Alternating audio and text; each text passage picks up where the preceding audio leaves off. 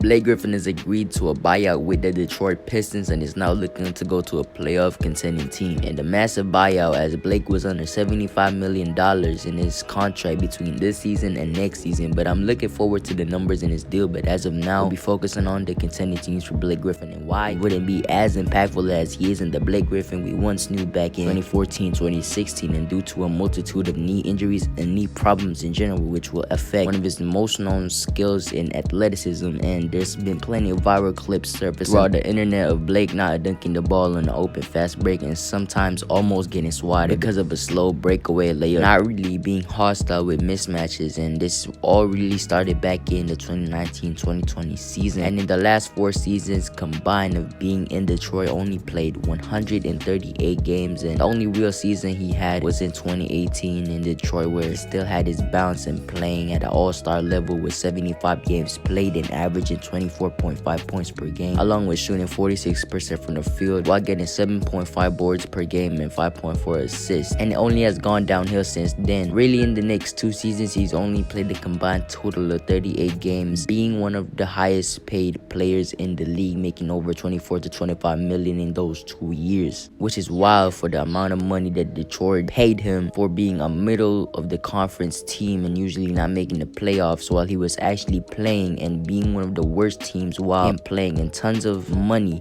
that could have gone to an actual all-star. But nobody could have really predicted this, that they could have picked up. And again, 4 years of Blake in Detroit, more than $100 million, very well over $100 million for a single playoff appearance, and getting swept that year by the Bucks. And now this may seem like a Blake Griffin slander video already, but don't get me wrong, I don't like the guy, but it's sad seeing a player getting the keys to an NBA franchise handed to him just to get bought out because he's simply washed. I mean, someone had to say it. And to the contending team's fans, just because he has a certain reputation attached to his name doesn't mean he'll put up the same the present. Hopefully y'all get that, as most of y'all should. Now the only real team that I want to see him in is in the Warriors. They could bring in a vet to mentor some of their young players such as Eric Pascal, James Wiseman, and obviously I don't see Blake starting. They could use some size on the bench and restrict him with minutes, as Draymond Green already got the starting spot covered, and I don't really see him playing center while Wiseman is out, because again, with the knee injuries and not being as athletic and not being as useful on the floor, especially while being on a bad team like Detroit. And